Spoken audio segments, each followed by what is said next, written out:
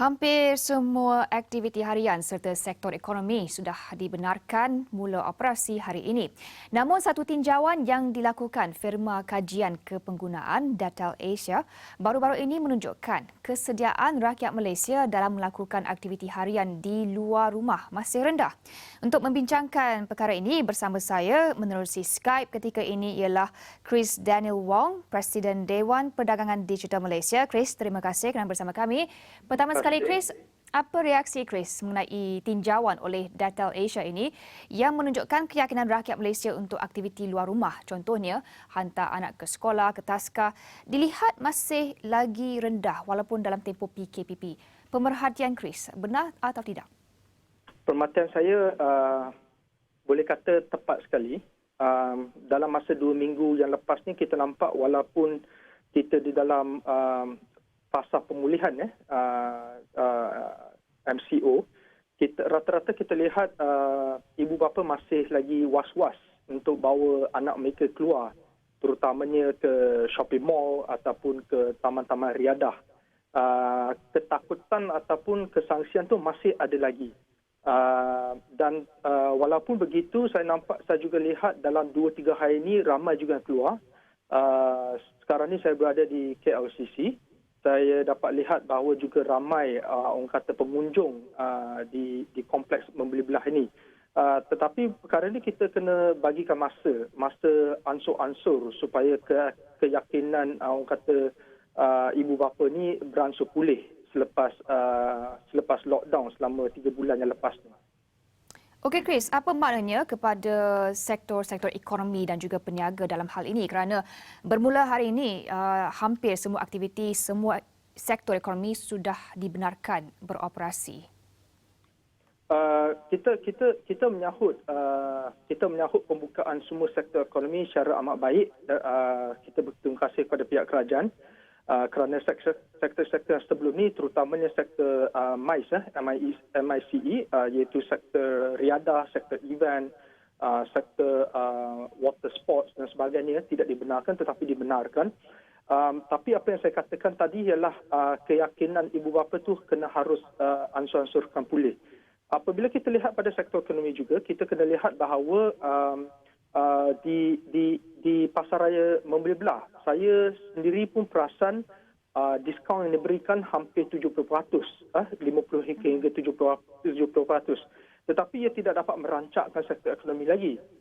Ini kerana kebarangkalian bahawa pertumbuhan ekonomi kita lemah dan juga fasa kedua untuk pinjaman kepada pihak korporat masih belum diumumkan, walaupun akan diumumkan pada hari ini ataupun pada minggu ini. Jadi pasaran memerlukan lebih banyak aliran tunai supaya peniaga yang dapat aliran tunai ini dapat meminjam aliran tunai ini boleh menggunakan aliran tunai tersebut untuk membayar gaji pekerja dan juga untuk membayar vendor-vendor mereka. Apabila pihak-pihak ini mendapat wang sebegini, kita akan lihat bahawa pasaran mempunyai aliran tunai untuk mereka membeli belah ataupun membeli servis agar dapat orang kata mengukuhkan lagi aliran tunai di pasaran.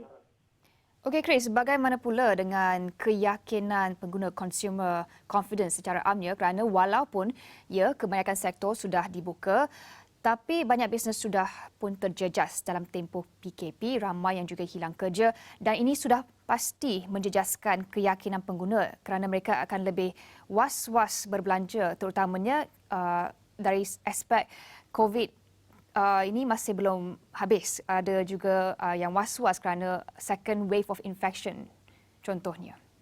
Saya lihat ni walaupun pengguna rata-ratanya was-was tetapi laporan daripada Bank Negara beberapa hari yang lepas yang saya baca, kita perasan bahawa ramai yang orang kata menyimpan duit.